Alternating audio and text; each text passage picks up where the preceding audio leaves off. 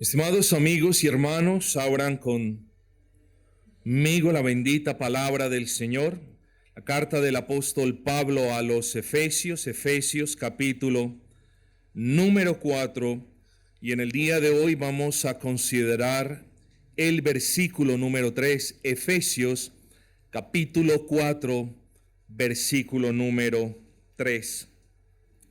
Dice la palabra de nuestro buen y gran Señor: solícitos en guardar la unidad del Espíritu en el vínculo de la paz.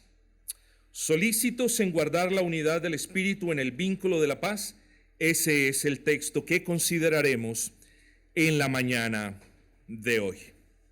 El título de esta meditación, de este sermón, es un poquito largo, pero debe reflejar aquello de lo que vamos a hablar en este sermón: los distintivos de la unidad en la iglesia y el deber que tenemos de preservarla. Es muy importante que usted memorice, o al menos que entienda, que este título se compone de dos partes esenciales. Primero, de cuán importante es la unidad que el Señor ha obrado en nosotros, de cuáles son sus distintivos, es decir, aquellas características por las que podemos identificar que la iglesia en realidad está unida. Y en segundo lugar, el deber que tenemos de preservar esa bendición como lo es la unidad. De nuevo, solícitos en guardar la unidad del Espíritu en el vínculo de la paz. Es importante, no obstante, estimados hermanos, que nosotros regresemos un poquito en esta línea de tiempo en la que el apóstol Pablo se dirige a la iglesia de Éfeso. Y ustedes bien harán en recordar una palabra que mencionamos hace un par de sermones, y esa palabra fue digresión. ¿Recuerdan? Hablamos de digresión como cuando usted está hablando de un tema, lo pone en pausa, comienza a hablar de otro tema aparentemente en desconexión o diferente al tema que usted había comenzado a elaborar, y luego termina de hablar de ese tema y entonces retoma el tema primario donde lo había dejado. Eso es una digresión. Lo que no hemos argumentado es: ¿se ha preguntado usted por qué esa digresión? ¿Por qué le fue necesario al apóstol hacer esa digresión para hablar de su apostolado, mejor para defender su apostolado? Todos nosotros nos acordamos de los judaizantes, y muy probablemente Pablo escribe esto a causa de los judaizantes.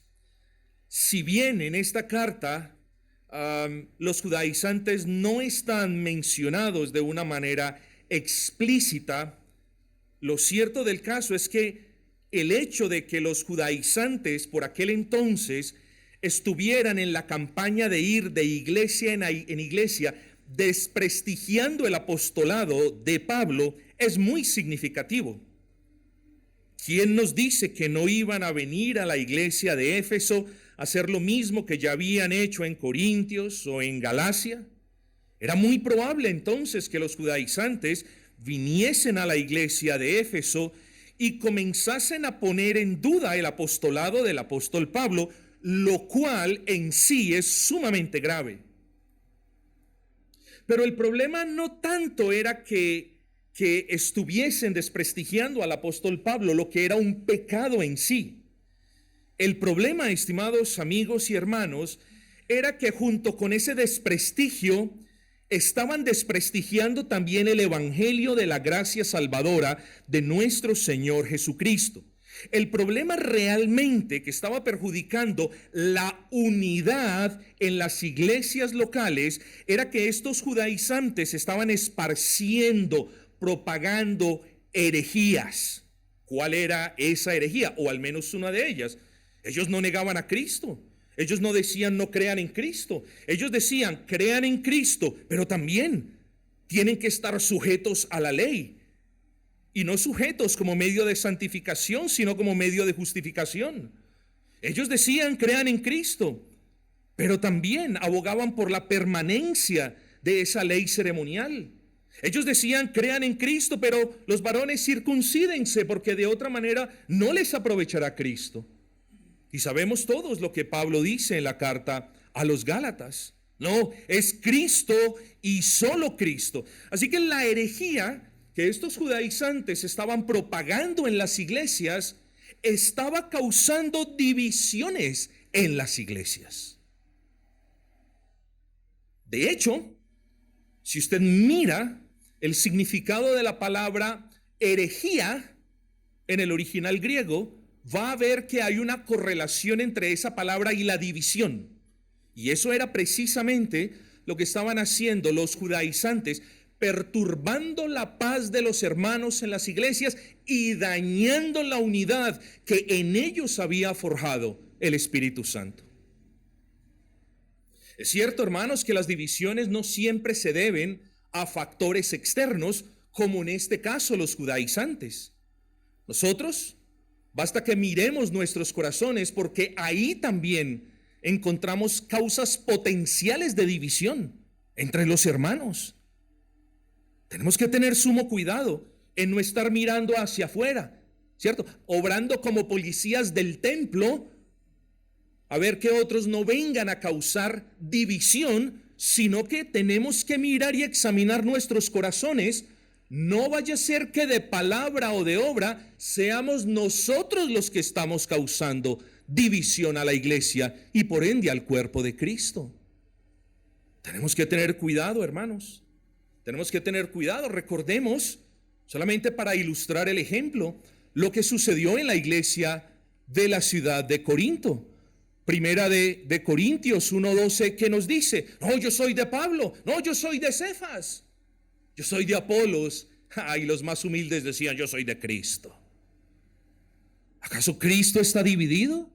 Queriendo decir, ¿acaso la iglesia se compone de aquellos que prefieren a Pablo o a Cefas o a este o al otro? Tengamos cuidado, hermanos.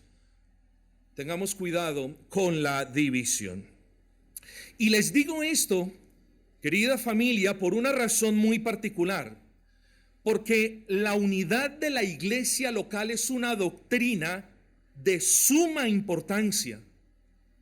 Y Pablo, bajo inspiración del Espíritu Santo, nos está recordando en el versículo 3 que nosotros, quienes hacemos parte de la iglesia local, somos los llamados a cuidar de la unidad de la iglesia local.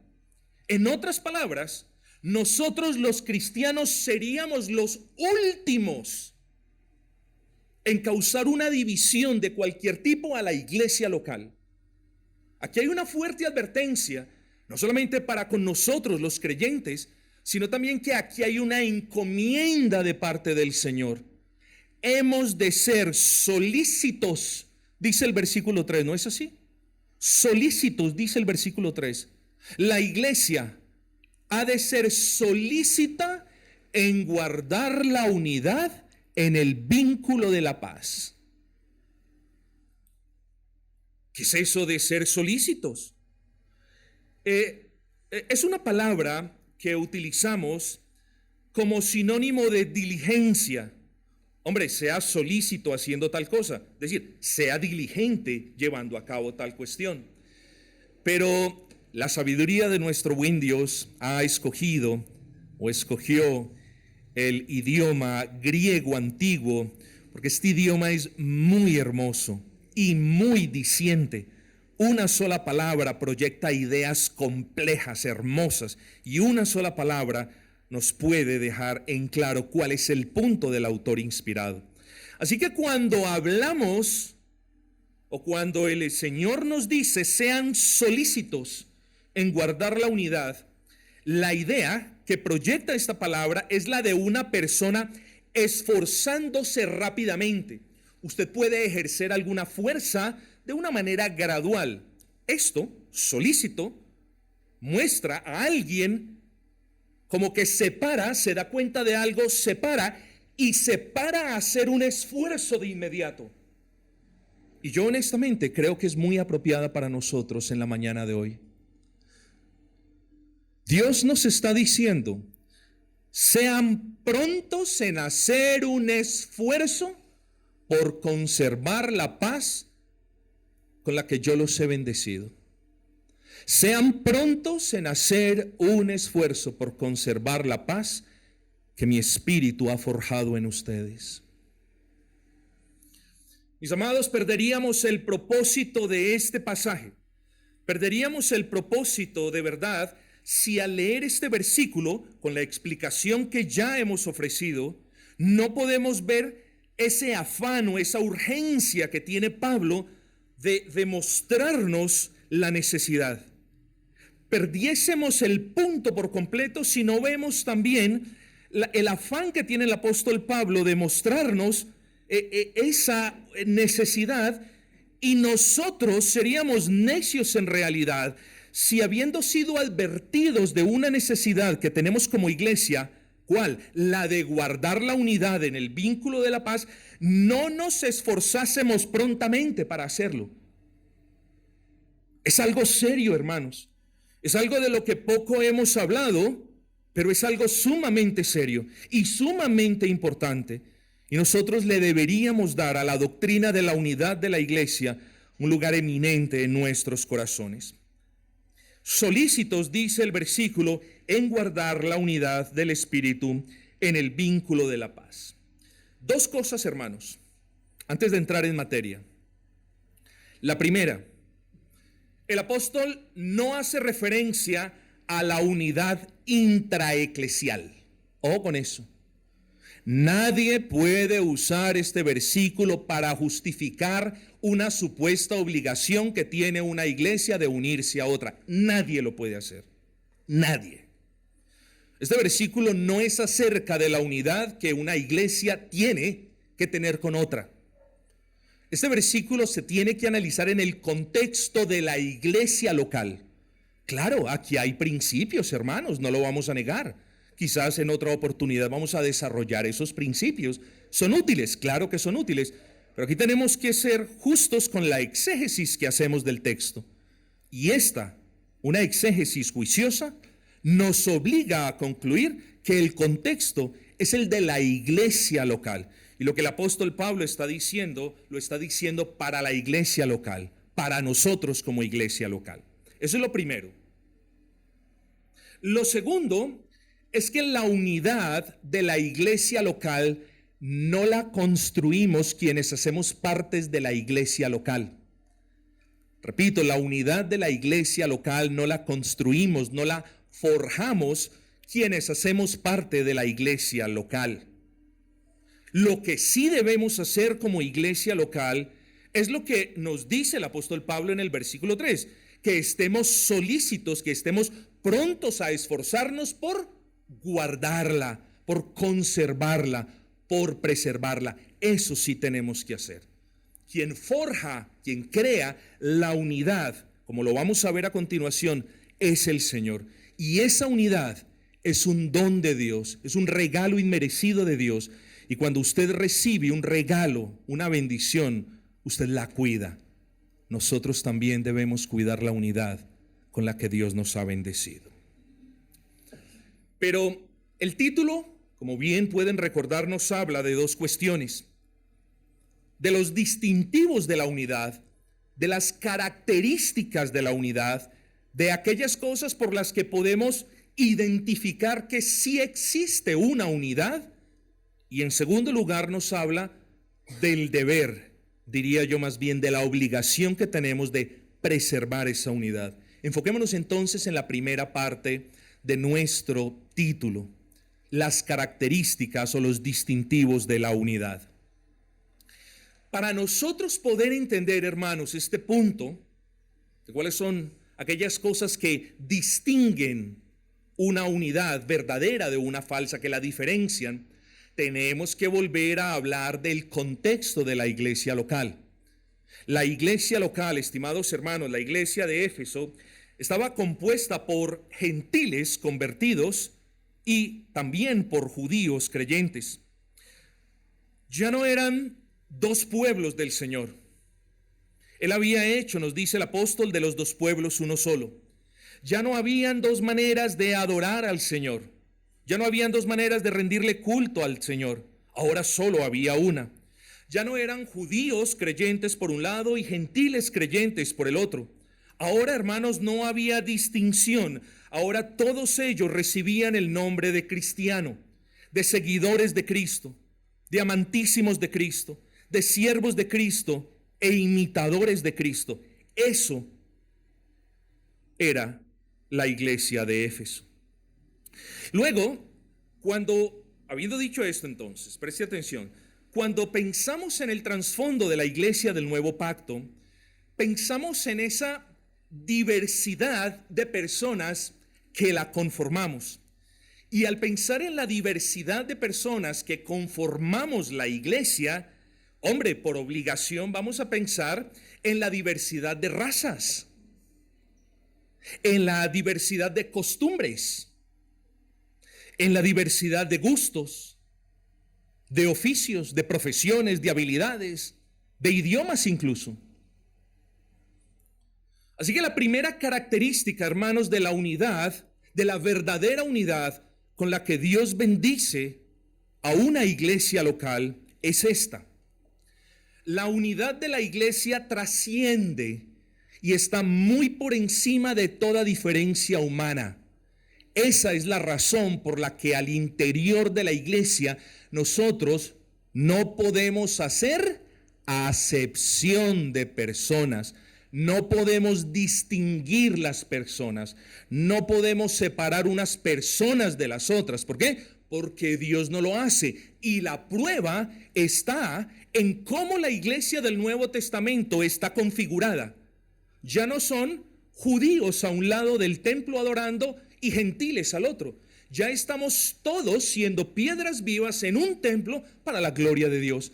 Así que, hermanos, la verdadera unidad de la iglesia se conoce porque los miembros no están pendientes de las diferencias. A los miembros no nos importa, hermanos queridos, ni cuánto dinero tengan, ni de qué color sean, ni de qué nacionalidad provengan. Nosotros somos uno en Cristo y eso es lo que importa. En todos nosotros ha obrado Cristo y eso es lo que importa. Así que la primera característica de la verdadera unidad es esa. La verdadera unidad trasciende, está muy por encima de las diferencias humanas. Ojo con esto. Ni los gentiles, ni tampoco los judíos convertidos perdieron su identidad. Y es muy importante. Cuando hablamos de diversidad y de la unidad en la diversidad, no hablamos de que cada uno de nosotros tenga que perder sus gustos, tenga que perder su identidad, tenga que perder su lengua, sus raíces, sus costumbres, ni su cultura. No estamos hablando de eso. Lo que estamos enfatizando es que la unión, y miren el poder del Espíritu Santo, la unión que forja el Espíritu Santo en los creyentes es una unión que sobrepasa esas diferencias que en realidad no importan en lo absoluto delante de Dios. No importa si usted es blanco, negro, venezolano, colombiano, chino, americano, pobre o rico, alto o enano, eso al Señor no le importa en lo absoluto, mis amados hermanos. Y si Dios nos ha dado una unidad de ese calibre, tengamos cuidado en segregar hermanos o en hacer diferencias entre hermanos cuando sabemos que Dios no las ha hecho. Hermanos, en la sociedad se ven hombres blancos en países de mayorías negras viviendo en áreas donde solamente los blancos viven. En nuestra sociedad vemos los ricos escogiendo barrios donde otros ricos residan. Vemos a los pudientes frecuentando clubes que solamente frecuentan los pudientes. Vemos a unos entrando en unión en sindicatos conforme a sus ideas. Y lo que les estoy diciendo es que todas estas uniones son frágiles y temporales. Frágiles porque a menudo se resquebrajan por la maldad de la misma persona, y temporales porque estas uniones terminan cuando se acaban las motivaciones que los lleva a unirse. Si una persona se une a un club y se le acaba el dinero, pues ahí le llegó la unión. Pero la unión que Dios forja en el corazón de los hermanos es muy superior a estas que intentan los hombres forjar. Así que, hermanos, en la iglesia hay unidad, no por ninguna afinidad externa, sino por la obra interna y poderosa del Espíritu Santo en el corazón de quienes conformamos esa iglesia. Esa es la primera característica de la verdadera unidad que Dios obra en su pueblo. Esa es la primera característica de la verdadera unidad a la que hoy, querida iglesia, somos llamados a velar, a cuidar, a preservar, a salvaguardar. Pero luego tenemos el asunto de las personalidades. Usted bien podrá notar que al ser diferentes, personas diferentes, tenemos diferentes personalidades. Al tener diferentes personalidades, quizás tengamos diferentes planes, diferentes metas. Entonces nos preguntamos, en realidad, ¿podemos hablar de unidad si tenemos personalidades y planes en ocasiones tan diferentes? Y aquí nos toca hablar del segundo distintivo de la unidad que el Espíritu Santo obra en la iglesia. Este es el segundo distintivo. Ese segundo distintivo es aquel vínculo que une a los hermanos en un mismo propósito. Ojo con esto. Ese es el segundo distintivo. Usted va a conocer que en una iglesia hay unidad porque hay un vínculo que une a los hermanos y esos hermanos ahora tienen un propósito espiritual en común. ¿Cuál es? Glorificar a Dios en toda obediencia, amor, santidad y servicio. Así lo pongo, hermanos. Yo creo que usted se puede examinar en este momento si está en verdad unido a los santos de la iglesia local. Todos los santos pensamos diferente, queremos cosas diferentes, tenemos planes diferentes. Pero cuando hablamos de los santos en el contexto de la iglesia, pese a nuestras diferencias de humanidad, pese a nuestras diferencias de pensamientos y de planes, Dios ha obrado en nosotros algo y es común en aquellos en quien Dios ha obrado. ¿Cuál es ese algo?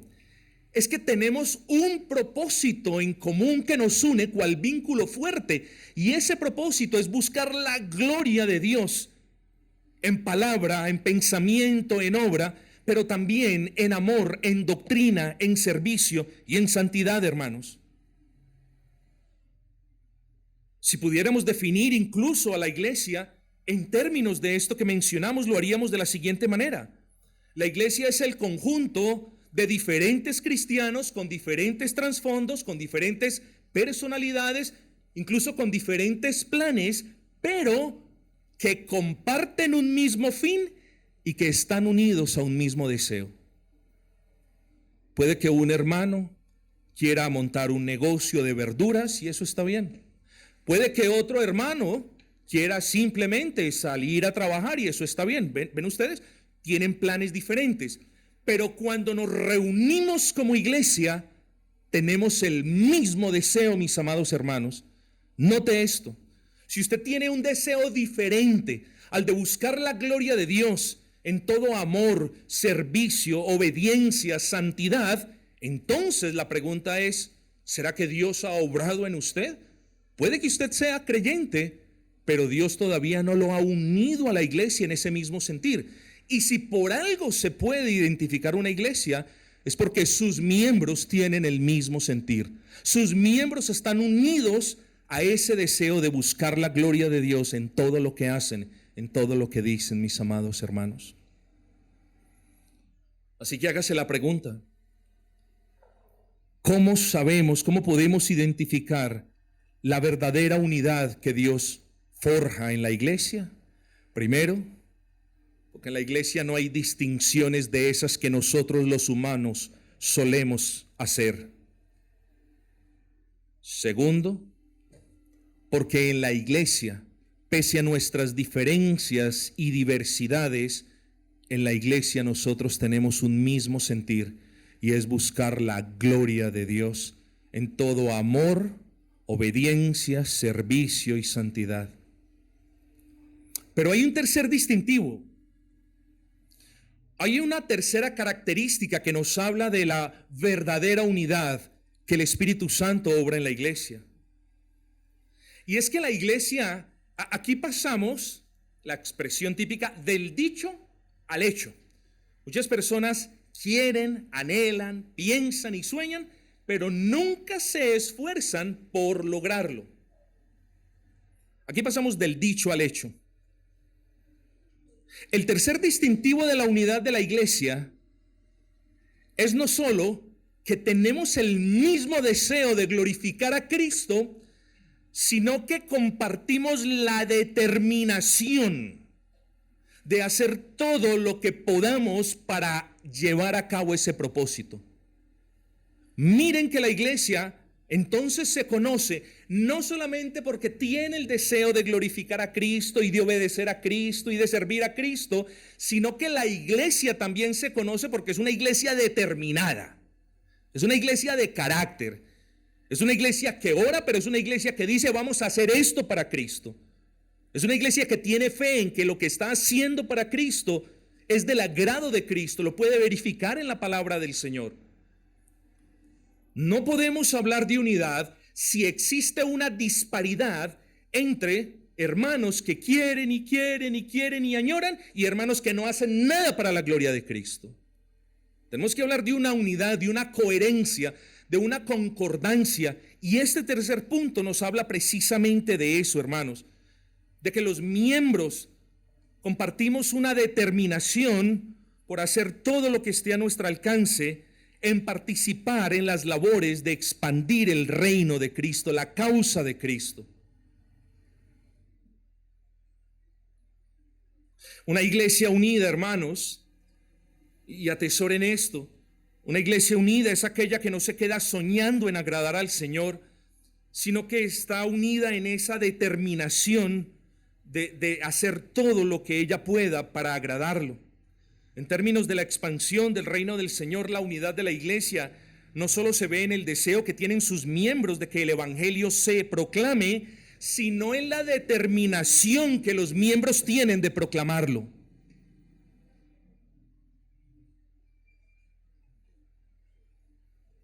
Cuarta característica de la verdadera unidad. Y ya el tiempo corre. La unidad de la iglesia nace del amor de Dios y se caracteriza por el amor para con Dios, para con los hermanos e incluso para con los perdidos. ¿Qué es lo que le quiero decir? Que no podemos hablar de una verdadera unidad forjada por el Espíritu Santo si quienes estamos dentro de esa unidad no tenemos el deseo de amar a Dios. Todos ustedes me dirán, pero pastor, no lo entendemos porque todos amamos a Dios. Bueno, piensen esto.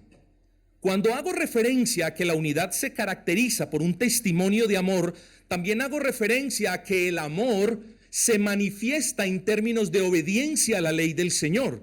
Por tanto, no podemos hablar de unidad en la iglesia si algunas personas quieren demostrar su amor por medio de la obediencia a la ley del Señor y otras personas no quieren obedecer al Señor, por ende, no mostrando su amor para con el Señor. Es cierto, el amor para con Dios se muestra de una manera multifacética. Se muestra pensando en Él, se muestra o se demuestra teniendo fe en Él, se demuestra alabándole como a Él le agrada, se demuestra sirviéndole a Él. Por supuesto que estas cosas son verdad, pero principalmente se demuestra por medio de la obediencia a la ley de Dios. Entonces, cuando hablamos de la unidad, verdadera unidad en la iglesia, hablamos de personas en las que Dios ha obrado y en las que Dios ha sembrado el deseo de amarle a Él, de obedecerle a Él, pero de amar también a los hermanos. ¿O cómo podemos hablar de unidad en el seno de la iglesia si yo no amo a los perdidos? No, yo amo a Dios y a los hermanos, pero a los perdidos, mejor no. ¿Cómo podemos hablar de eso? Si nosotros fuimos escogidos para salvación por amor, hermanos. Si el Señor nos miró en amor para salvarnos, ¿cómo podemos decir ahora que no vamos a amar a Dios, a los hermanos, incluso a los perdidos?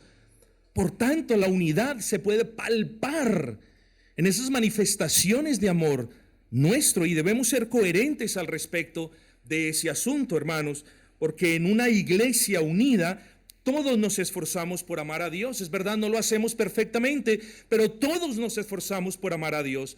Todos nos, excúsenme, nos esforzamos por amarnos mutuamente con amor entrañable y todos nos esforzamos por ir a demostrarle a este mundo caído que también lo amamos. ¿Cómo? Predicándoles el evangelio.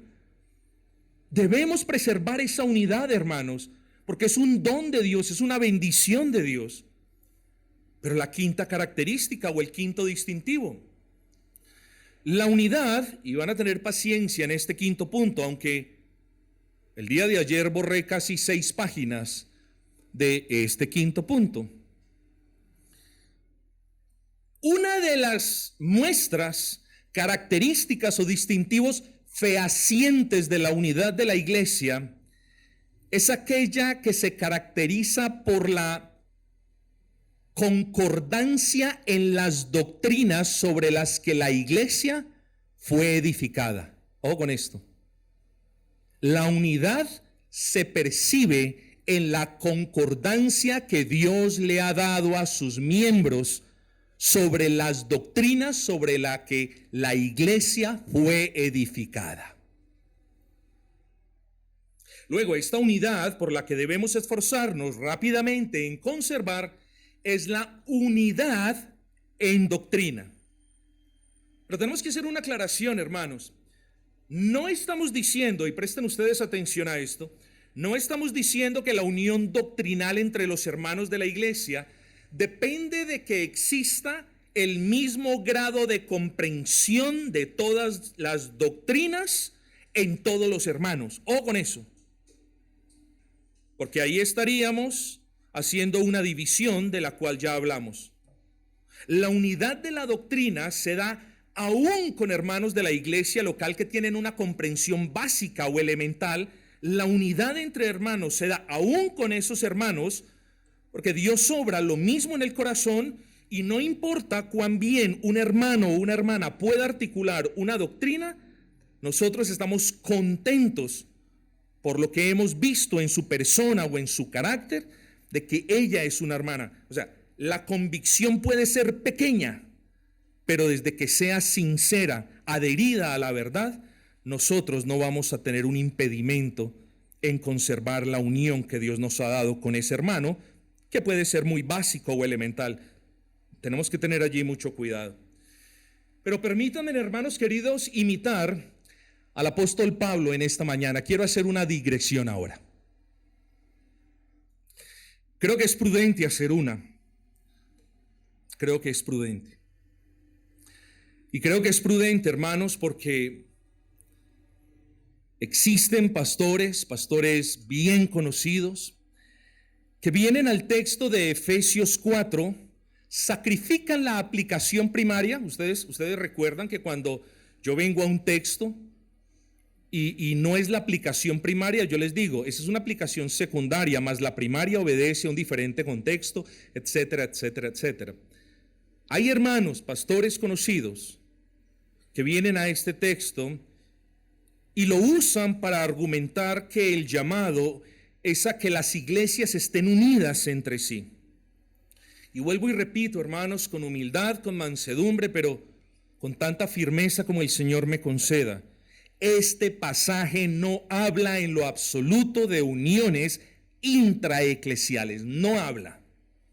Hay principios, pero no habla en primera instancia de esas uniones. Es verdad que sí podemos decir que hay una unión entre todos los miembros de la Iglesia Universal. Esto sí lo tenemos que tener claro. Todos los miembros de la Iglesia Universal. ¿Cuál es la Iglesia Universal? Es la iglesia visible e invisible. La iglesia invisible, la que está en los cielos, y la iglesia visible que está aquí en la tierra. Tenemos que tener eso en claro. Es decir, en virtud de que cada uno de nosotros está unido a Cristo por medio de la fe, y sabiendo que otros hermanos, aunque con ellos tengamos diferencias, está unido a Cristo por medio de la fe, luego la conclusión es de que todos nosotros, los verdaderos creyentes, estamos unidos los unos a los otros, porque al estar unidos en Cristo, también hay una unión invisible con los demás hermanos, repito, incluso con aquellos con quienes no concordamos en doctrina, incluso aquellos con quienes no nos unamos de manera externa. Nosotros sabemos que hay una unión interna, perfecta, inquebrantable e indivisible, pero no necesariamente tiene que existir una unión externa. Esto tiene que quedar muy en claro, hermanos. Porque la unión interna no la negamos, la defendemos, la proclamamos y la enseñamos, pero que tenga que haber una unión externa entre iglesias, eso sí es una falsedad, hermanos. Puede existir, y en algunos casos es de mucho beneficio, y en algunos casos se puede extender el reino del Señor, sí, con eso no tenemos problema, hermanos. Lo que sí tenemos problema y dificultad es con torcer el sentido original del texto. Entonces, conclusión de ese punto. Estamos contentos y agradecidos por el Señor porque en el cuerpo de Cristo hay una unidad. Nosotros estamos unidos con otros hermanos en otras partes del mundo, pero esa unidad no necesariamente se tiene que manifestar de manera externa en una asociación intraeclesial. Entonces sí que podemos hablar de la unidad invisible de la iglesia universal y triunfante. Lo que no podemos decir, hermanos, es que este pasaje, insisto, me excusan, lo que no podemos decir es que este pasaje nos obliga, ¿cierto? Ejerce fuerza sobre nosotros para que entremos en uniones externas entre iglesias. Hermanos, claro que podemos aunar esfuerzos con otras iglesias para el avance de la causa de Cristo. Así que nos quede claro esto. El problema no lo tenemos nosotros con la unión entre iglesias, sino con las cosas que las iglesias están sacrificando para unirse las unas con las otras. Con eso tenemos problema. Porque lo que sucede muy a menudo con estas uniones intraeclesiales es esto: por mostrarle al mundo una unidad externa, muchos de quienes se unen en esas unidades están perturbando la unidad interna de la iglesia local. Así que no podemos entrar en una unión externa sacrificando la unión que el Espíritu nos ha dado de manera interna. Puesto a la luz de este quinto punto de la unidad doctrinal, se lo resumo de esta manera: no podemos hacer ni un sacrificio en doctrina simplemente porque nos vamos a unir a esta o a otra iglesia. No podemos renunciar a nuestras convicciones, hermanos, porque el día que la iglesia renuncie o comience a renunciar a convicciones menores o doctrinas secundarias o terciarias, como muchos suelen llamarle, ese día es el principio, y márquelo bien, ese día es el principio de la decadencia de la iglesia local. Créame lo que le estoy diciendo. Y créamelo, porque le estoy hablando con conocimiento de causa. Créamelo, porque no basta usted, sino que mire cuál fue la doctrina de algunas iglesias reformadas hace 15 y 20 años y cómo están viviendo hoy ellos la reforma. Decadencia. ¿Por qué? Porque afanados por entrar en esta suerte de uniones intraeclesiales, comenzaron a desbastar la doctrina. No, esto está muy alto, hay que bajarle, siga desbastando, hágale con el cepillo, eso ahí. Tengamos cuidado, hermanos. Nosotros tenemos iglesias hermanas, nos unimos a esas iglesias, tenemos compañerismo cercano, público, visible con esas iglesias, pero debemos tener cuidado porque la prioridad a lo que nos llama el apóstol Pablo en el versículo 3 no es a juntarnos con otras iglesias, es a preservar y a guardar la unidad que Dios ha forjado en los miembros de la iglesia. Esa es la prioridad. Ahora bien, hermanos, Vamos a la segunda parte de nuestro título. Los distintivos de la unidad en la iglesia y su deber de preservarla. Vamos a hablar entonces del deber de preservar la unidad del Espíritu. Mis amados, el mensaje para la iglesia local de Éfeso es claro. El apóstol Pablo, con el poder y la autoridad del Dios Altísimo, les advierte, les urge a que sean expeditos, prontos y diligentes para conservar esa unidad que Dios había obrado en ello. Ya lo dijimos, esa unidad es un Dios, es una bendición. Mire la unidad que Dios nos ha dado como una piedra preciosa de gran valor para nosotros. Pero también entienda que al ser esa piedra preciosa de gran valor, siempre Satanás querrá robarla. En ocasiones Satanás usa incrédulos para causar división. No obstante, mis amados hermanos, sus influencias no se limitan al uso cual titiritero de los incrédulos para causar división en la iglesia. Las influencias de Satanás pueden incluso ser vistas en creyentes, y eso es lo triste, hermanos, porque no solamente eso pasó una vez en la iglesia de Éfeso, sino que es eso lo que ha venido pasando muchas veces a lo largo del tiempo, hermanos. Y debemos con temor y temblor pedirle a nuestro buen Dios que resguarde nuestra unidad, que nos dé fortaleza para apreciar esa unidad, que nos dé prontitud y diligencia para salvaguardar esa unidad, porque es una bendición. Pero eso es lo que ha venido pasando. Hay iglesias que se han desfigurado, deformado y terminado por otras razones, pero muchas porque creyentes violentaron la unidad con la que Dios los bendijo. Hermanos, les digo esto porque no ignoramos las maquinaciones del enemigo para con la iglesia local. Con temor, hermanos, les advierto esto porque la división puede causar serios tropiezos con los hijos de Dios. Muchas veces quienes causan división no dimensionan el mal que hacen.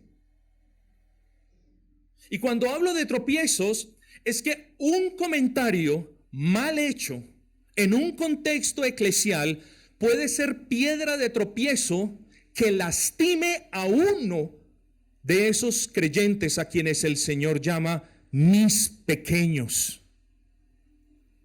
Si su comentario, si su actitud, si lo que usted hace o dice causa el apartamiento de un verdadero creyente, tenga cuidado, mis hermanos.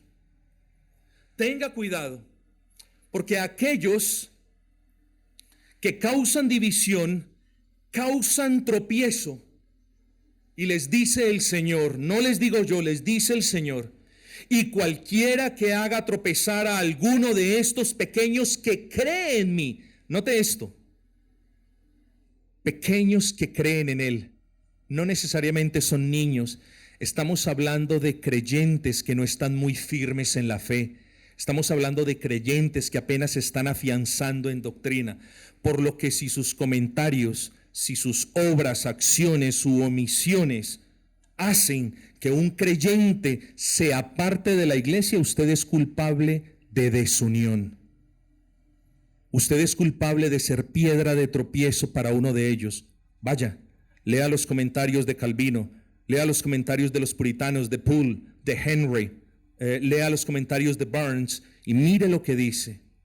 Cuánto cuidado debemos tener en no causar tropiezo con ninguno de nuestros hermanos. Porque dice el Señor, mejor le fuera que se colgase al cuello una piedra de molino de asno y que se le hundiese en lo profundo del mar. ¿Por qué? Porque nuestros comentarios causaron división y la división fue piedra de tropiezo para un pequeño en la fe. Cuidado. Estas son palabras serias, hermanos. Son palabras fuertes, serias. Y yo con temor y temblor le recuerdo, hermano, no juegue con el cuerpo de Cristo que es la iglesia. No juegue con el cuerpo de Cristo que es la iglesia. Porque si es malo jugar con su cuerpo, es peor jugar con el cuerpo de nuestro Salvador. No juegue con el cuerpo de Cristo que es la iglesia. No atente, guárdese, cohíbase. Pídale al Señor que se refrene de causar desunión donde su Santo Espíritu ha obrado unión. Tenga cuidado. Así que ¿en dónde está usted, hermano? Con esto me acerco al final. ¿En dónde está usted? ¿En el lado de los que destruyen la unidad de la iglesia? ¿O en el lado de quienes se esfuerzan y son solícitos por preservarla? Sea cual sea su caso, una cosa dice la palabra, y entienda de nuevo lo fuerte que son las consecuencias de causar desunión donde Dios ha obrado unidad. Tito 3:10, al hombre que cause divisiones en la iglesia, después de una y otra amonestación, desechadlo. ¿Usted qué desecha? ¿Usted qué desecha? ¿Usted desecha lo que sirve, lo bueno? ¿Usted desecha lo que ya no es útil? Ojo con esto. No son palabras mías, hermanos. Son palabras del Dios en el que usted dice creer.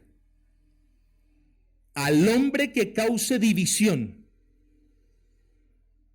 después de una y otra amonestación, deséchenlo. Ojo con eso. Al hombre que venga a separar la iglesia en grupos, en corrillitos. Al hombre que venga a hacer distinción de hermanos por clases sociales o por países. Al hombre que venga a separar a los unos de los otros, deséchalo después de una o dos amonestaciones. Al hombre que venga a traer doctrinas extrañas donde hay una unidad y estamos contentos con esa unidad, deséchalo después de una u otra amonestación. Buen entendedor, pocas palabras, hermanos.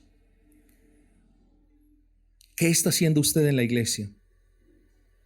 ¿Está velando por salvaguardar la bendición de la unidad de la que usted disfruta?